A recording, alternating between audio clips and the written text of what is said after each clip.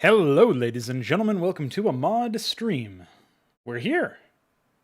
Took way later than expected today. I had to do a lot of housekeeping stuff for the Counter-Strike side of things.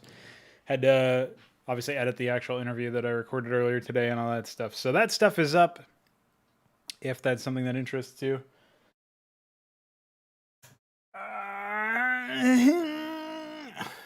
Exactly. Dude, you know what'll be really psychotic is when the royal they, whoever they are, when the people who are like getting to know me for the Counter-Strike stuff eventually discover this channel and they find all of the cases of me going, that'll be psychotic.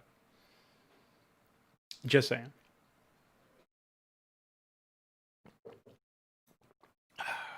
But yeah, DF earlier sent me an update to the Phobos laser, so that works. I'll show that off.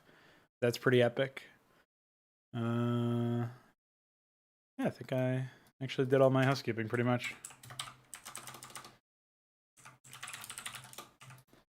So now, the Phobos actually lands, the laser actually impacts where it should. And as you'll see here, it's spawning further back than it was before. But that's okay.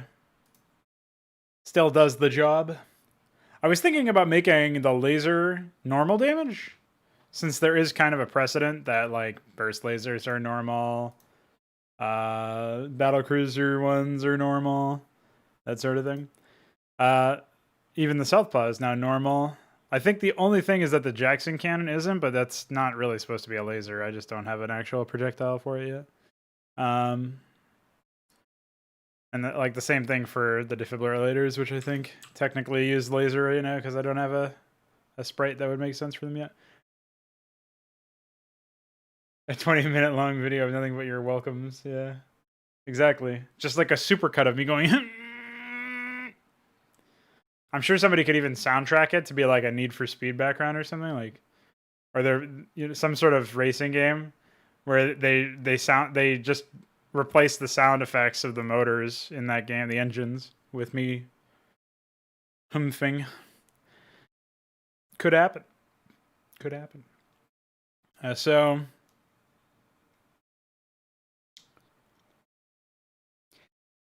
yeah, ultimately that's pretty much where we're at. So I am going to saddle you with more work, DF, because what else would I do in an environment like this? What I actually am going to jump into here is an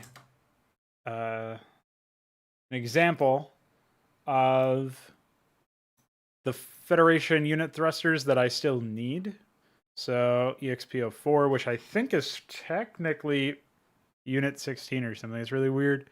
So I'm going to check Fed thrusters here. I'm pretty sure Fed thrusters. Oh, UXP04 is here. Okay, so this is actually the one. So yeah, I was going to ask if you would be down to do some more thrusters. I could start writing them down in our DMs here. So we have Centaur engines, Fed EXP04. Yeah, it's I probably botched it when I was doing the initial job, basically. So that's the only thing I can think of. But having something that actually fits the asset, even if it's not really something that matches the other engines that we're used to in Brood War, is still better than the alternative, in my opinion.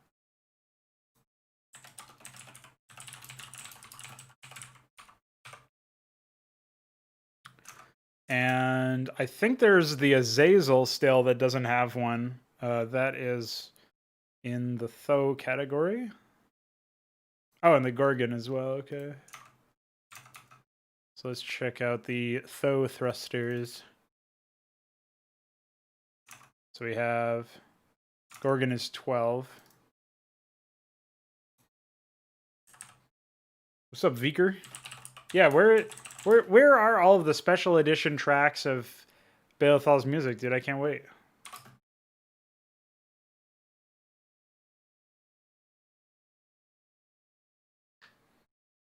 Well, the Centaur and the Capitalist are both graphics with 32 facing directions, but presumably there's that many in all of the like there's that many in this particular case, so I don't know. That's weird.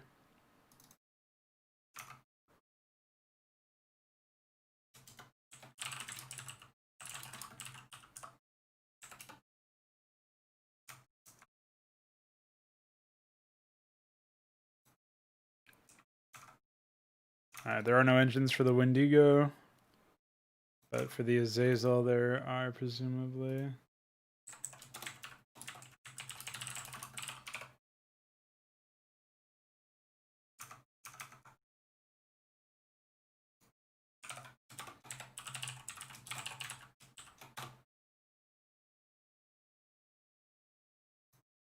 Are the Protoss ones usually B-Fire? I have not actually looked, to be completely honest.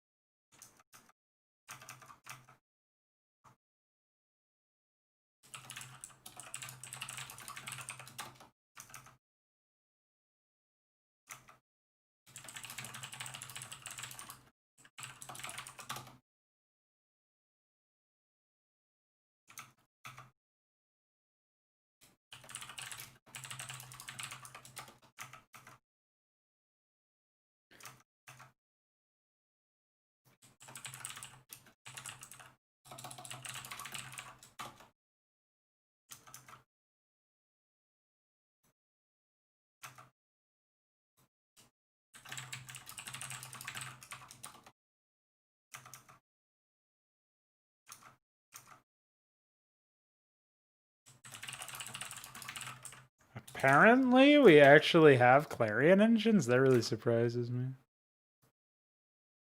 But I guess no Magister engines, which is odd.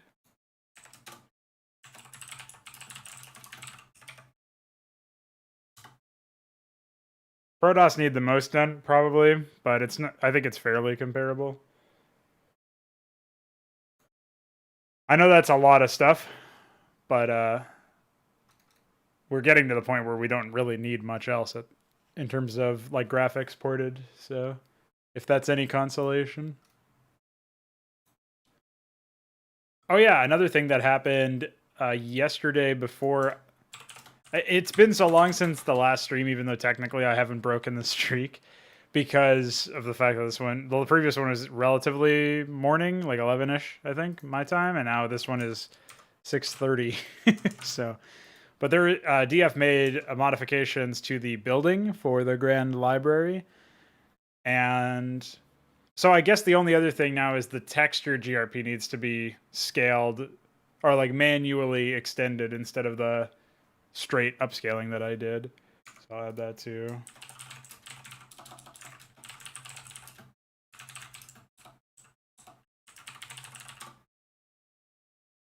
But as you can see, there's some updates here. I've got to redo the shadow so that it's more accurate, and then I've got to ask Jun3Young to update the wireframe.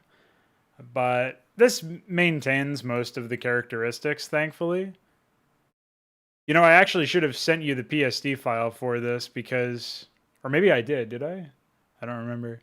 Because I probably didn't. But that obelisk is actually not there normally. I added that myself, so that would have saved you some headache potentially. But anyway, DF did this as a placeholder. Since honestly, this is probably the most insane bug I've ever experienced in Brood War. The thing that was causing the crashes when you warped this graphic in was actually related to basically, so if you multiply the total, like the dimensions of the graphic, and I'm not talking about the dimensions of the actual image, but the dimensions that are taken up by non-null pixels, so non-black pixels, anything that's, if you multiply the height and width of that measurement, and it's over 37,130 pixels, it will crash the game when it warps in, if it warps in. Presumably, it'll just crash the game generally in some respect, because it's not just warp in that has that problem. So if you can take a second and imagine the fact that there's some weird math limitation in the game that crashes the game if you multiply the extents of the graphic and get 31,131 or more, it just crashes. Like, what an insane limitation or crash. Like, why? Why does that happen? What's up, Roller Skates? What's up, Alexander? Welcome. Indeed, it is a late stream. I was talking about this earlier, but I've been doing a bunch of work for the Counter-Strike side channel there, so I was basically busy following up on messages and reaching out to people. Yeah, no, I certainly wasn't levying any criticism at your work, because we have a functioning placeholder that, most importantly, doesn't crash the fucking game when warped in, so that's great as far as I'm concerned. But I figured I should probably explain this sort of, like, what's actually happening here. And why you had to do that to begin with. Ay. So here we are. Anyway. Grand library. Go ahead and send this to Junie Boy.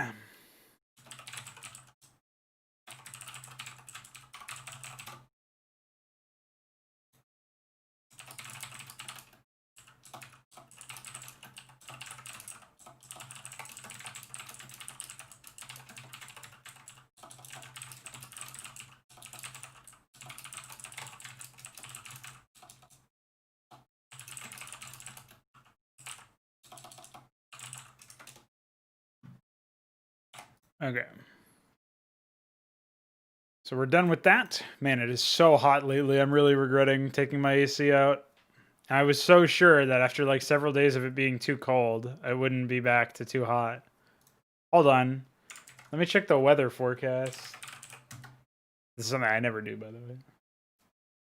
Oh my god, it's supposed to go up to 80 degrees Fahrenheit. Wait, can I make it show me in C? Yeah, we're supposed to hit like 26, 27 degrees Celsius. Centigrade.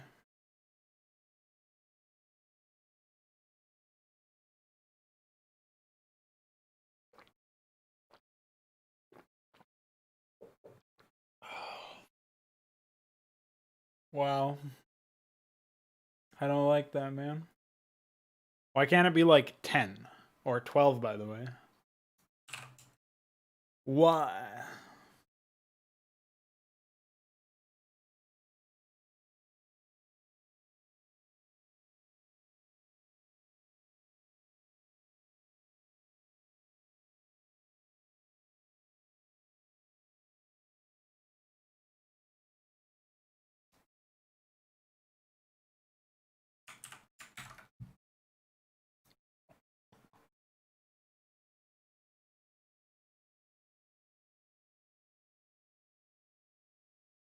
Yeah, there you go.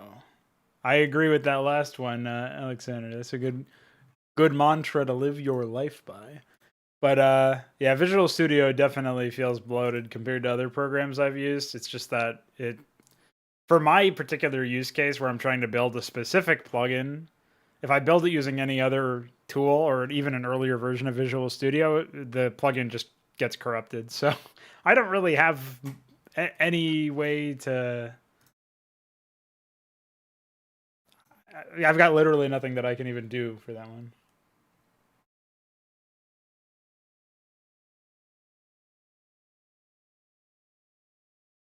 So, you need to leave this state? Yeah. Like, yeah, I have a feeling this stream won't be as productive as maybe it could be, just because I'm so heated. I am certainly not suffering from cold, I'll tell you that fucking much. Normally I could like open a window or something, but then the background noise is absolutely insane. Oh, I had to drink all that water. That's a bad sign. All right, so let's do the shadow for that.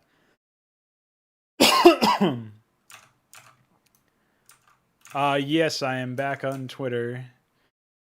I pretty much have to be back on Twitter for that stuff.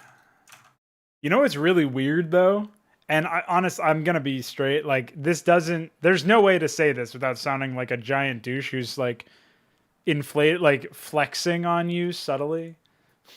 I mean, I guess it doesn't really matter for you guys because you guys probably don't care about that. But like, I only have like 10 or something followers, and I think at least 80% of the followers that I have are people in the industry or like broadcast talent or whatever, like content creators and people who appear on broadcasts and stuff.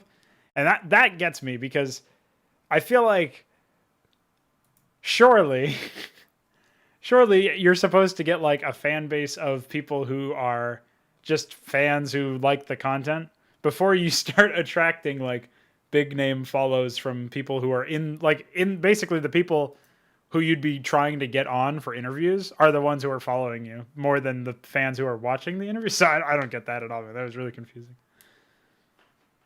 But anyway, yeah, it's been a bit of a surreal element to the whole thing, to be completely honest.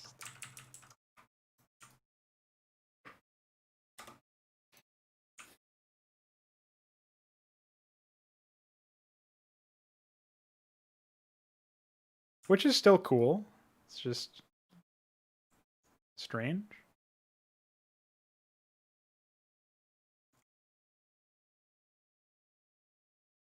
Oh yeah, for sure. I know Veek is on there, but I think he's just there to follow people. You know, like most people on Twitter, I imagine, don't actually tweet. They're they're there to consume some content or whatever. I personally don't put a lot of stock into the whole Twitter thing anyway. Like I'm only mentioning that I like the percentage of people on my of my followers or whatever because I think that's just weird. Like it's a strange and interesting stat for me. More so than it's like basically I don't put a lot of significance into it because the follow by itself is not really what I'm after. What I'm hopeful for is that I can parlay that into great. I love when this happens. I'm hopeful that I can parlay it into some actual content, you know? That's more what I'm getting at. Oh yeah, I mean that's why he followed me, I think, is because I sent him a message saying like I've had to figure out how to phrase the outreach messages that I do because I figure most of them will probably not get a response. So in some cases, I'm messaging people who are like relatively low level, don't have a huge amount of notoriety, but are still like knowledgeable and passionate, and people who I can do enough research on to have interesting questions. And so like that's basically the criteria there. But every now and then I'll be like, all right, let's ask this like bigger fish, basically this bigger name. And so, depending on who they are and like how well how familiar I am with them, basically, that is essentially what dictates how I do that sort of outreach. Yeah, perfect. That was a good. It's probably 3 months ago, to you. And yeah, that happens too, where people don't use Twitter, but they have accounts. Makes sense.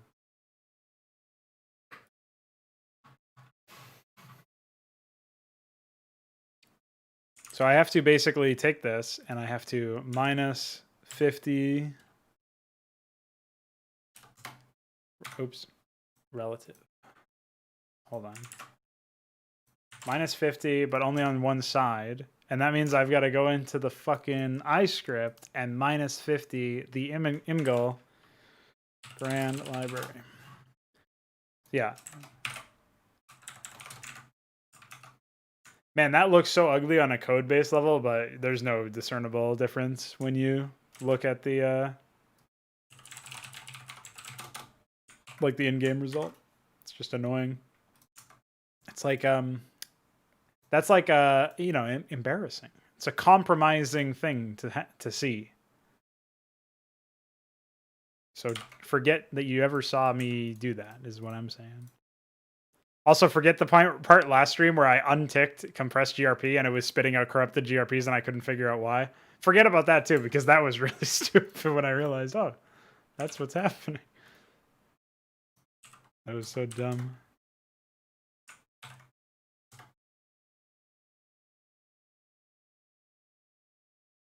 No, so far the response was the follow. But for sure, that'll be, I mean, that's one where set aside my personal respect for Richard Lewis and the fact that he's, without making it sound like I'm idolizing him or something, he is actually somebody I look up to in the space. Like, setting aside my personal appreciation for the guy, I look at it like this. I know he's capable of giving a really good interview just because I've listened to so many interviews with him and I've listened to him interview so many other people. And as a longtime fan of his content, I've just got a lot of experience listening to him talk and stuff. So I know what he's capable of in terms of producing good, like, high quality content. And I also know, because I've watched interviews with him, because I have been keeping up with the content that he's been doing, I know what questions nobody's asking him that I also would like to ask him. And so, like, that's actually one of the things I said to him is, I've got questions nobody else has. And I want to talk about, like, this, and this. I give him, like, a brief outline or whatever. So we'll see what he says. It may be that, like, I don't get a response. I wasn't expecting a response, to be completely honest. Like, I set myself up for success as much as I could, where I tweeted out the latest show that I did, and then I messaged him so that if he did bother to click on my name, he would see the fact that I just did a show with a colleague of his. So he would be like, oh, this guy is not just like some essential nobody. I mean, I guess I still am, but the idea is like, oh, he's already got some sort of connections and he's already done some work. So it's not like I'm trying to start with him or whatever. But at the current, like, stage that I'm in, I shouldn't really be able to say that I've bagged an interview with Richard Lewis. That is crazy. Like, it's just goofy as fuck on its face. Like, it's not supposed to be this quick, I guess is how I should say it. So even if that does end up happening, it's pretty nuts. All right, I think this might have been a couple pixels to the left too far. I'm not sure. Let's do like minus 35 or something. And as far as why I made it, I actually do think that there's interesting questions to explore. And professional CS is still fun for me to watch on occasion. It's less so with the online era. Like, that's one of the reasons why my interest is faded in the game so much. Because to me, I look at it like the results don't matter as much now that we don't have integrated play, now that we don't have as much going on there. I still need less. I'm going to say, I'll say 30 instead of 35, but I still think I might need to do some more there. So yeah, I think that basically, like, there's just a lack of content that has a certain amount of caliber to it. So I'll put it to you this way. It's sort of like Starcraft campaigns, where the people who make, like, some people make, well, I won't say campaigns, I'll just say content. Like, HYDRA is pretty good RTS content, generally speaking. So, like, this is kind of a bad example because I'm using myself as the example of the positive content. But what I mean to say is that there's some content that's like head and shoulders way far above every other thing out there, and then everything else is basically like junk or non-existent. Like, people have never heard of it. It's super obscure, and even if they did hear of it, it's not necessarily like good content, right? We are missing essentially like a middle market bit of StarCraft content that is still delivering a fundamentally sound RTS experience without necessarily aiming for the top or succeeding in something where it's aiming in the top or whatever. And what I mean by that is, like, you basically don't have an opportunity to experience something that's average or middling, but still competent, or, like, I guess above average. There's nothing above average. It's just really good stuff that's, like, stands on its legs objectively, very, very solid work, like stuff you would say is very good. And then there's just a bunch of stuff that nobody would really watch, or in this case, in StarCraft, it's nobody would really play. Now, in the CSGO scene, like I'm saying, like, the parallel I'm drawing here, it's pretty similar in terms of, like, interviews and content like that. Even if there's content out there that just hasn't been discovered but is relatively high quality, which I believe there's a lot more of in CSGO than the example for Starcraft content. It would be like if there's stuff that's maybe of the same caliber as HYDRA, or at least in the running, but nobody's ever heard of it, or it's never been really like discovered properly by the scene. That's basically what I'm talking about. Like that might be the case for CS:GO. I actually think it's probably true that that is the case for CS:GO interviews and talk shows and stuff. But there's no consistent output of middle market competent but not epic content. And I would love to create epic level content in CSGO, but I need to build myself up first. And my aim is to just reach that level of competence of middle market or whatever, of above average, and be consistent with the output so that I can make as many mistakes as I need to make to learn, and so that I can continue to hone the craft and all that. And that's the main reason. So like for basically as a consumer of content, I want better content. So I'm deciding I'm going to make it myself, which is basically the same reason why I got into Brood War.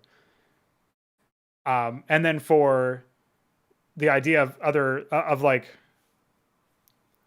on another level, it's like a fun and interesting challenge where I'm pushing myself in a direction I've never done before. I never did video interviews with anybody.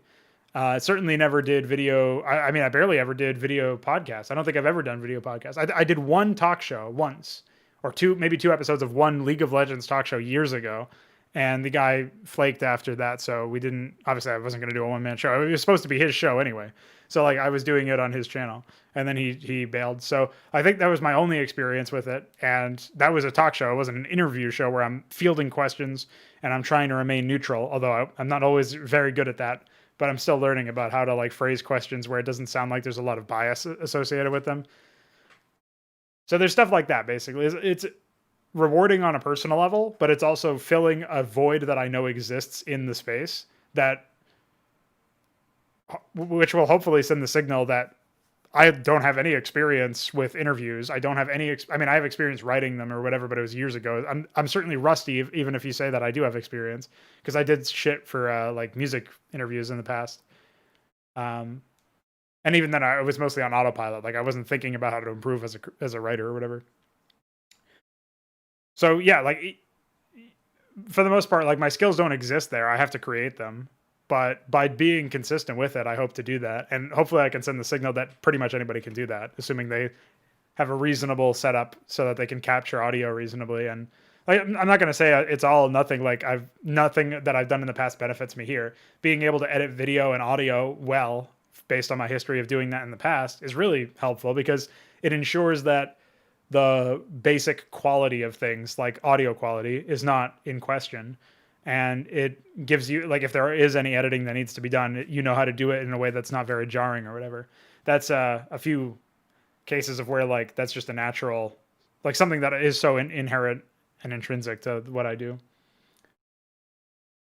I get a layer of the building graphic in Photoshop over the shadow layer and manually move it to figure out the offset. Oh, yeah. I should have done that, but I just looked at it and it was perfect, so. You're right. I should have done that. But yeah, to answer your question more directly, I would say I'm not going to use it as a promotional thing for my RTS. There's a high chance that I never even touch on RTS content on that channel. I mean, we've already touched on Valorant a little bit, but mostly just as it pertains to the esports scene, nothing about the game's design or whatever. So maybe there's a world in the future where I put out content for like, I interview some people from other games like Quake or Brood War or something, and other spaces potentially. But I'm not. I'm fairly certain that like most of the content that I put out there is going to be related to Counter-Strike, and if it pertains to other esports or other competitive games like Valorant or whatever else, it'll be because we used Counter-Strike to get there, and there's like a connection between the two, and we'll go back to Counter-Strike after. So yeah, that's the other thing, Veek, is like because I'm already in a creative headspace as far as building like the RTS content that I create, I'm already thinking critically about the content that I'm listening to, and I'm already thinking about what maybe could have been done better, regardless of who's doing it. Like I'm not thinking I would do it this way. I'm just thinking, oh, I wonder what could have like improved that experience. Even if it was generally good, I will start to think about like how it could have been even better. And because I always have that in the back of my head, it's definitely been useful for remembering, particularly in the middle of the interview, like once I establish a little bit of rapport with the person I'm talking to, it's pretty easy for me to like ask follow-up questions and remember that like what kind of topics are of interest to not only myself but also the general audience.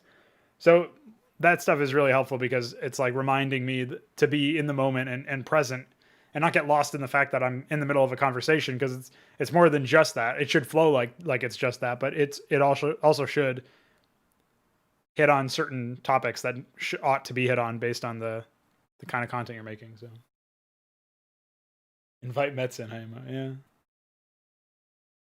That would have to be like I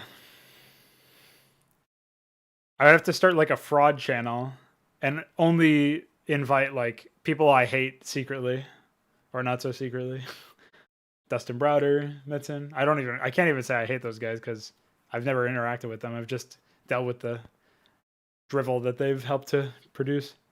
Yes, interviewing world champion winner of RTS in 2030. I agree with that idea. I would definitely make like interview content and shit for my own RTS. Like that would be pretty funny because that would be like the ultimate like what the fuck are you doing if you are doing like content like that. But I mean, I would actually have like official content where I'm asking questions. If I mean, the other thing is like if somebody is better as an interviewer than I am, I'm not going to just say, well, I own the game, so like I'll just have them do it. But assuming I'm still able to give field good questions to and have that stage presence, I don't see any reason why not. That would be pretty funny. Very surreal as well, but pretty funny. What was I looking at here? I got lost in the conversation, SMH. So we've just done the shadow. Wow, things are really moving slowly today. That's what happens. Oh yeah, and then Roller Skate said that I understand more about outreach than he does. The thing is, I really don't. This is something that's really bothered me for a while. Is I think it's directly linked to that.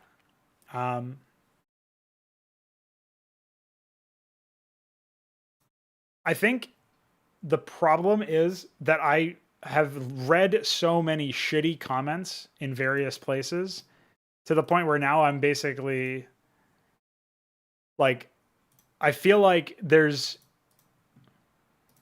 the onus is on me if I'm leaving a comment or replying to somebody on Twitter. I have to demonstrate that my opinion is worth entertaining, like is worth considering. And if I can't demonstrate that in whatever limited space I have, like to people who have probably never heard of me, if I can't make a reasonable point, then like I've failed at leaving a comment. Like objectively, I've failed to communicate myself well, right? We can pretty much agree on that.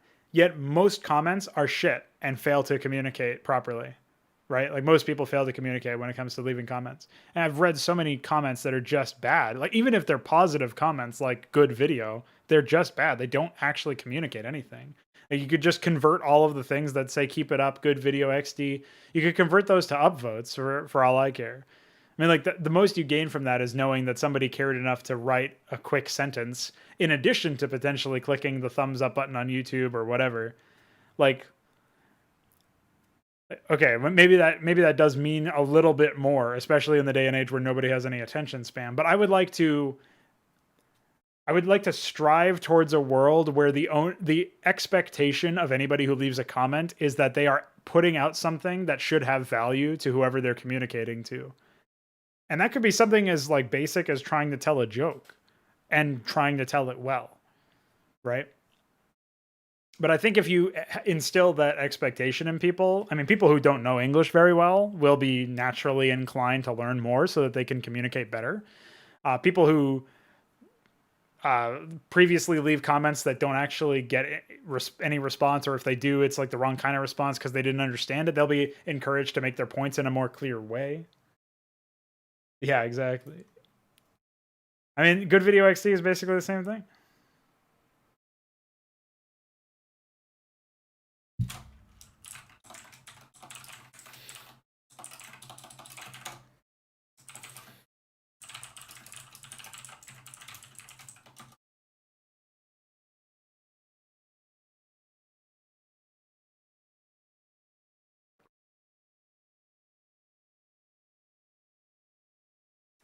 Negative but constructive comments are more useful according to the high-performing people. Right. Well, like the thing is, I think if you need a certain amount of comments to be positive for you to be able to continue on, I'm not going to say it's impossible for you to make content consistently and find success in a field like that, but I am going to say it's much harder. Like you need to be able to say, like, trust in the process. I had this conversation with the person I had on for the second interview, Maui Snake. I talked with him about the whole process of making of trying to get feedback from people and feedback for the express purpose of improving. And he said in no uncertain terms, he has never experienced like actual growth as a professional or as an individual from reading Reddit comments or YouTube comments or Twitch chat or whatever. Like it's basically never helped him, because even if there is a positive comment buried in there or a constructively critical comment buried in there, it's mostly just a sea of shit. And that's really stupid. So you combine that with the fact that apparently most people who are in the broadcast talent space are religiously reading Reddit comments and forum threads and wherever else, like basically trying to find those kinds of comments, because there's some weird thing where they actually, in a twisted way, enjoy reading negative comments about them or something, or like it provides something to them because they keep doing it. Like, I don't know what the fuck that is. Like, I'm sure I have that to some degree as well, just based on my own introspection, where anybody comments something negative, even if it's like totally baseless, I usually end up responding, or have in the past, I guess. I haven't really recently. Yeah. I mean, I essentially need to make an account so I can post my content there. But that's pretty much it. I mean, I have to, like, I'm required to make posts and leave comments so that I can post my own content. Because if I only post my own content, they'll just ban me, which is pretty stupid.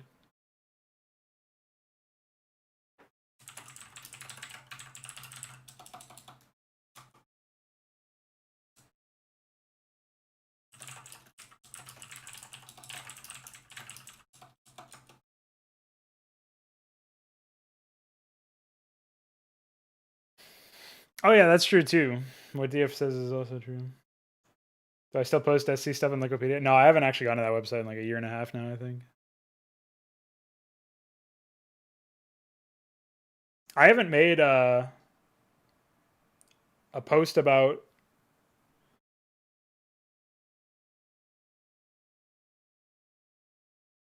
yeah, I haven't actually done any external work.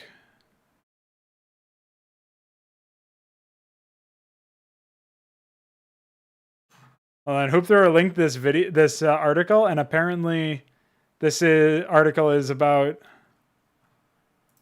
Oh, there are no comments, or.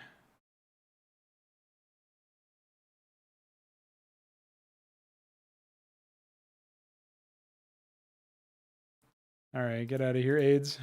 I like how, even with uBlock, you still get that. Apparently, these people wrote this person wrote an article, and it's actually a review of a mod, and they thought it was the real game or something.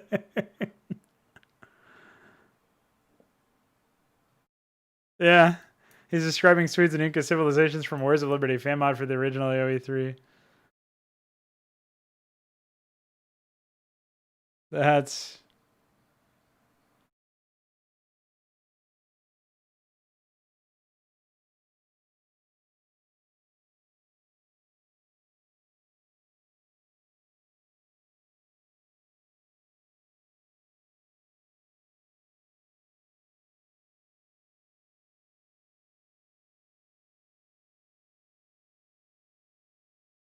Well.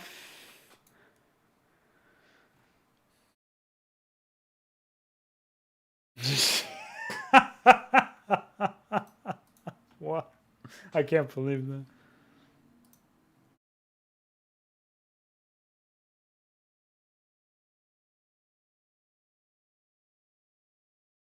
My title and description have been hijacked by Restream. Well, I can't fix that now. I mean, I guess I can by doing this. That just means that, I don't know, man. I couldn't tell you.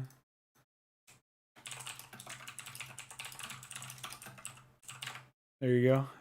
Oh, it's category entertainment. I gotta fix that too. Fuck. Gaming. Okay. Hopefully that fixed it. So I talked about this in one of the recent dad calls, but every single time I want to do something for a stream, I have to go in here and I basically have to refresh this page for the stream that says here, let's mod. I mean, it's not even public, right? It's like I have to go in here and then set it up and then go into Restream and select it manually. And I just forgot to do that with all of the stuff that I was doing today. So my bad about that.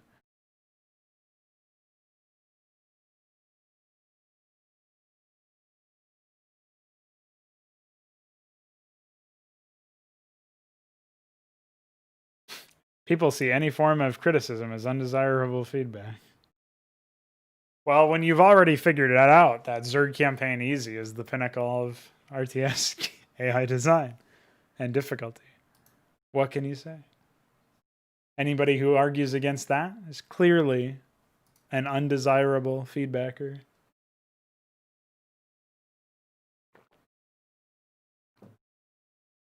I was thinking about moving exclusively to streaming on Twitch, but that doesn't really help me. I imagine it would be pretty shit. Wait, why did I open this up? I'm losing my fucking mind. Yes, I did put the deliverance units into HYDRA. That is one of the more recent changes.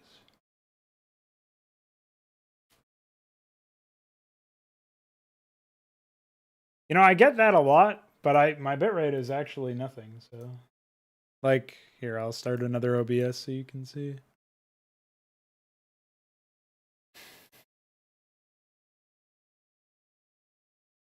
Ignore that. All right, so this is my stream, right? And if I go to stream, oh wait, if I go to output, it's just a 20 CRF. It's nothing.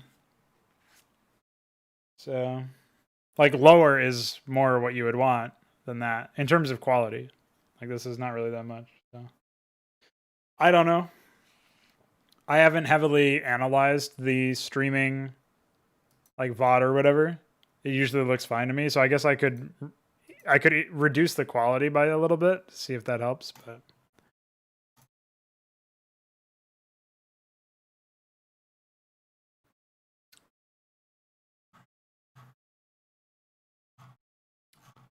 the other thing is that on Twitch you can't even set your the stream quality to like lower to 480p or 720p. It's a source or 240p or something like that. So.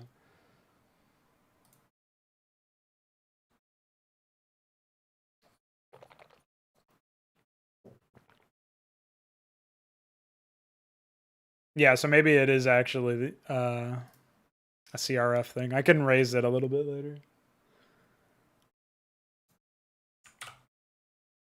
Presumably, it doesn't really matter if my native refresh rate is 144 hertz, right? Because that wouldn't actually get carried over anyway. So,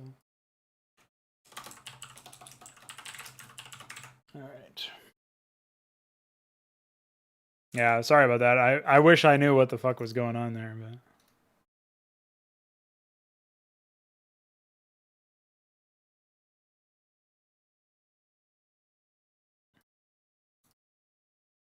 Yeah, I left myself a note, so I won't forget.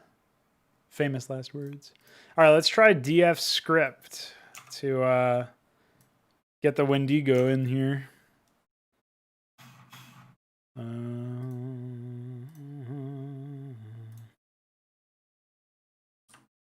think it was 6. Oh shit! June 3 Hong.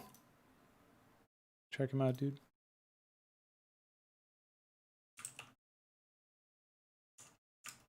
Well, that's definitely wrong. Hold on. Hold on to your undoes, boys. 1, 2, 3, 4, 5, 6. Oh, wait. I removed all of the left-facing frames. That's my fault. I'll have to reconvert it, basically.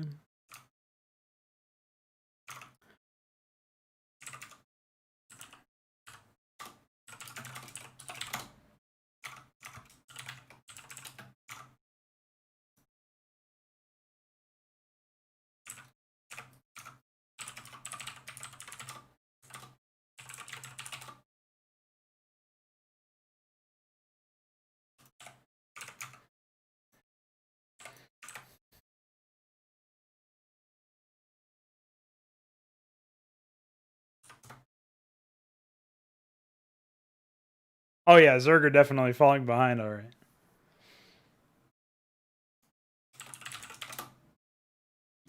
All right, I will jump over here real quick. You know what else I have to do at some point is I have to painstakingly animate the birth animations of all of the new Zerg units. But I think the most difficult ones will be the ones that are going from ground to air. And even then, I can just use like a Mutalisk as a sample. So it shouldn't be that bad. And the other benefit there is that it moves pretty fast in motion and is only a small amount of frames usually. So.